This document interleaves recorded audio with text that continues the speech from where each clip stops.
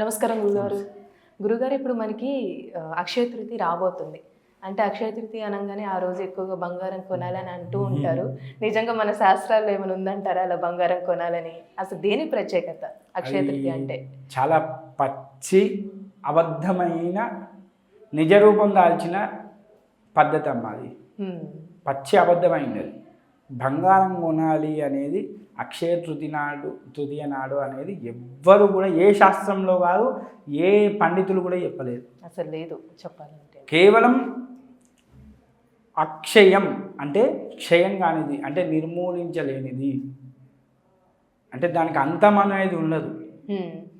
అక్షయం అంటే అంతం అనేది ఉండదు. అక్షయ పాత్ర అంటాం. అక్షయ పాత్ర అంటే ఏంటి? మీరు ఏ వస్తువు వేస్తారో ఆ వస్తువును ఆ అక్షయం ఎంత పెద్ద తాంబాలం అవుతుందో ఆ తాంబాలం అంతా ఇస్తుంది. అలాంటి వస్తువులు వస్తూనే ఉంటాయి. దానికి ఇంకా ఒక ఎండు, ఒక స్టాప్ అనేది ఉండదు. ఇంకా అది నడుస్తూనే ఉంటుంది, నిరంతర ప్రక్రియ. అక్షయం అంటే అది క్షయం కానిది అక్షయం.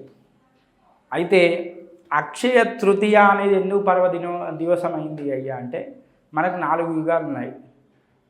ఏంటది? సత్యయుగం, త్రేతాయుగం, ద్వాపర యుగం, ఇప్పుడు ఉన్నది కలియుగం.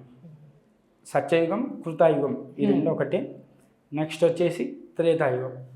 త్రేతాయుగము నాడు అంటే మనకు వైశాఖ మాస శుద్ధ తదియ నాడు ప్రారంభమైనది త్రేతాయుగం.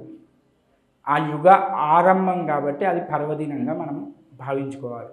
ఇప్పుడు మనకు కలియుగంలో ఉగాది ఎలాగో ఆ యుగంలో ఆ త్రేతాయుగం ప్రారంభమైంది కాబట్టి ఆ యుగాదిని జరుపుకోవాలి. దాన్నే మనం ఏమనుకుంటూ వస్తున్నాం, పరంపరలో అక్షయ తృతీయగా మార్పు చెందింది. అయితే ఈ అక్షయ తృతీయ నాడు చాలా రకాల జయంతులు ఉన్నాయి. పరశురామ జయంతి అంటాం, బలరామ జయంతి అంటాం, అలాగే త్రిలోచన గౌరీ వ్రతం అనేది కూడా చేస్తాం.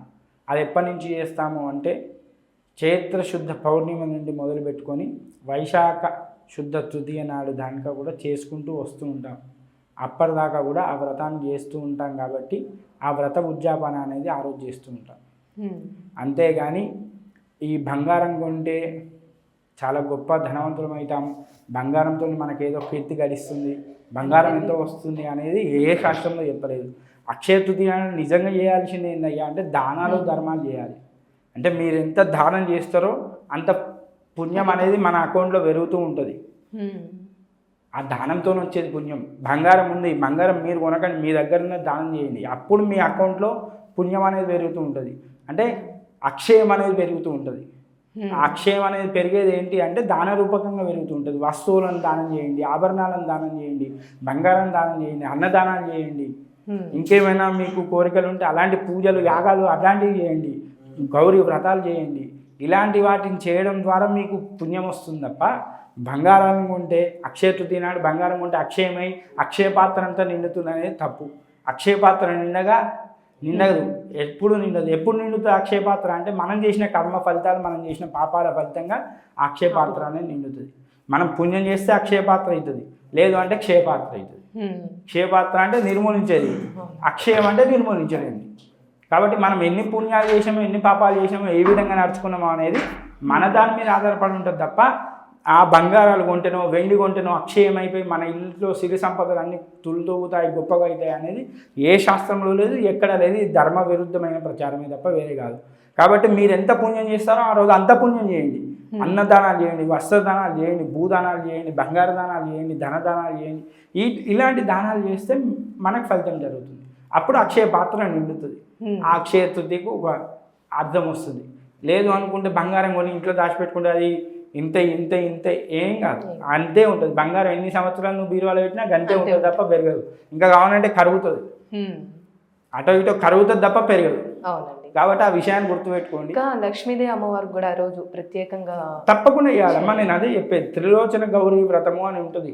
ఈ గౌరీ అనేది మనకు సౌభాగ్యంగా, అలాగే మనకు సంబంధించి ఆడవాళ్ళకి సంబంధించినటువంటి ఏవైతే రుగ్మతలు కానీ ఎలాంటివి ఉన్నా కూడా అవన్నీ పోయేటట్టుగా చేస్తుంది అమ్మవారు.